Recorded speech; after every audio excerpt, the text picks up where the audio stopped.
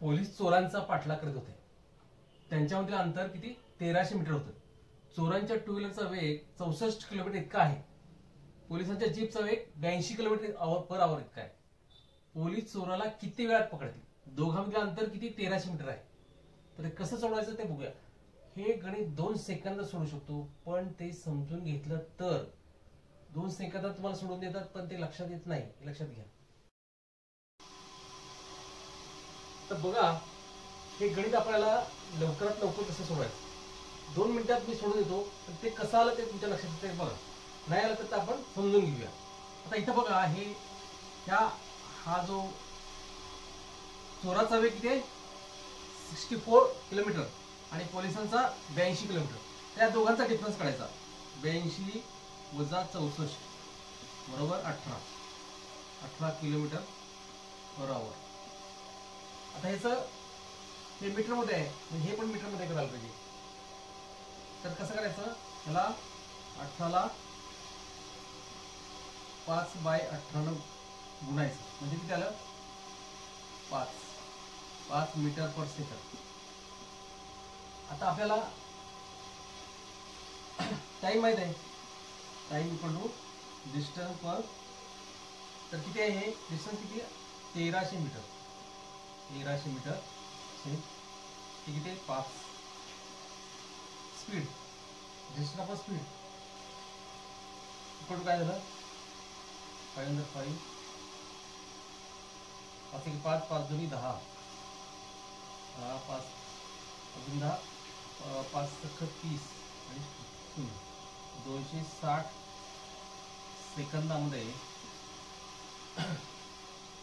हे सेकंद हे मीटर जात आहे. हे मीटर आहे, हे मीटर पर सेकंड आहे. हा स्पीड आहे आणि याचा स्पीड झाला. हा स्पीड म्हणजे वेग म्हणजे त्याला स्पीड बोलतात. स्पीड ते उत्तर आलं 260 सेकंदात ते पकडते. पण हे 1300 का घेतलं समजा. आता हे आहे बघा, आता उदाहरण आपण समजून घेऊ. हे 2 सेकंदात सोडून देतात तुम्हाला, पण हे लक्षात येते का नाही येत लक्षात. बघा, अशा प्रकारची उदाहरणं सोडवायचं म्हटलं तर याच्या पाठीमागचं लॉजिक तुम्हाला माहित पाहिजे, तर तुम्हाला ते 2 मिनिटात सोडता येतं. पण ह्यातलं पाठीमागचं जे बेसिक आहे त्या गोष्टी तुम्हाला माहित पाहिजे. एकदम तुम्हाला सोडून दिलं तर ते लक्षात येणार आहे. याचं प्रॅक्टिसिंग खूप करायला पाहिजे अशा प्रकारच्या उदाहरणाचं. आणि त्यातलं लॉजिक एक वेळ लक्षात आलं की मग तशा प्रकारची उदाहरणं मला लगेच 2 सेकंदात काही सेकंदात सोडू शकतो. तर बघा इथं काय आहे की बघा, त्या दोघांच्या मध्ये किती पोलीस चोराचा पाठलाग करत आहे. पोलीस आणि चोरांच्या मध्ये 1300 मीटरचं अंतर आहे. हे समजा इथं पोलीस आहे आणि इथं चोर आहे. तर याच्यामध्ये किती आहे 1300 मीटर अंतर आहे. आणि याचा वेग पोलिसाचा वेग किती आहे 82 किलोमीटर पर आवर आणि याचा 64. चोराचा किती आहे किलोमीटर पर आवर आहे. आता किलोमीटर इथं दिलंय, इथं मीटर दिलंय, त्यामुळे मीटर मध्ये केलेलं चांगलं या ठिकाणी. म्हणून आपण मीटर मध्ये कसं करायचं ते बघूया अगोदर. आणि हे कसं काय करायचं ते पण बघूया आपण. म्हणजे कसं बघा, इथे येतात मीटरचं किलोमीटर करताना काय होतील बघा, kilometre per hour, metre per hour, metre per second करताना 1 किलोमीटर म्हणजे किती 1000 मीटर आणि 1 आवर म्हणजे किती second 36 second.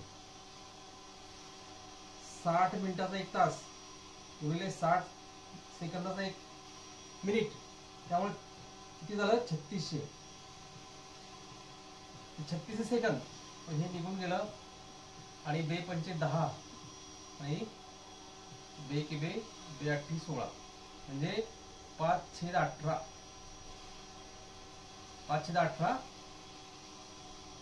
Metre per second. आपल्याला ह्याला मल्टिप्लाय करावं लागतं, ह्याला कुठल्याही संख्येला. म्हणजे ह्याला 5/18 मल्टिप्लाय केलं तर ह्याचं मीटर पर सेकंद होते. आता इथं बघा, हा पुढे निघाला तर हाही पुढे जाणार आहे. हा पुढे निघाला तर मग ह्यातलं अंतर कसं काढायचं, अंतर कुठलं धरायचं. तर लक्षात घ्या, हा जर ह्या सेम रेटनं ह्या रेटनंच हा स्पीडनं ह्या वेगानं हा वेग पळाला तर दोघांतलं अंतर सेमच राहणार आहे. म्हणजे हा सुद्धा 64 असेल, हा 64 असेल तर सेम राहील. म्हणजे हा पण 64 असेल किलोमीटर पर आवर हा पळाला तर तो दोघांतलं अंतर सेमच राहणार आहे. मग ह्या दोघांचा डिफरन्स आहे म्हणजे आता हे सेमच राहणार, पण हा पुढे केव्हा सरकेल, तो ह्याच्यापेक्षा जास्त असल्यामुळे पुढे सरकेल. पण पुढे सरकेल केव्हा, तर ह्या दोघांचा फरक काढला जातो. ह्या दोघांचा फरक म्हणजे 82 वजा 64 म्हणजे बरोबर 18. मग 18 किलोमीटर पर आवर म्हणजे हा पुढे सरकत आहे, ह्याच्या पुढे जात आहे. म्हणून हे सेम धरायचं, हे 1300 धरायचं.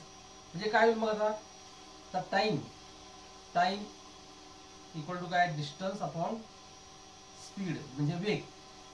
डिस्टन्स किती आहे, अंतर किती आहे 1300, आणि खाली कुठल्या वेगाने सरकत आहे, हा वेग त्याचा 82 किलोमीटर आहे, पण तो ऍक्च्युअली पुढे कसं सरकवतोय 18 असेल तेव्हा 18 किलोमीटर पर वेगाने पुढे सरकतोय, म्हणून 18 धरायचं.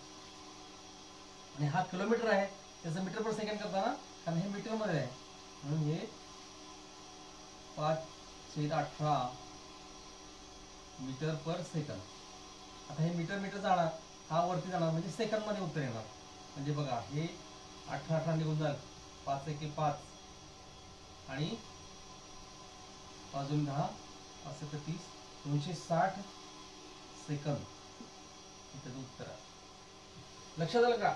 अशा प्रकारची उदाहरणं तुम्हाला लगेच सोडवता येतात, पण लक्षात ठेवा ह्या दोघांतला फरक, वेगातला फरक, स्पीड मधला फरक, speed of the police jeep is 82 kilometre per hour आणि speed of the thief is 64 kilometre per our.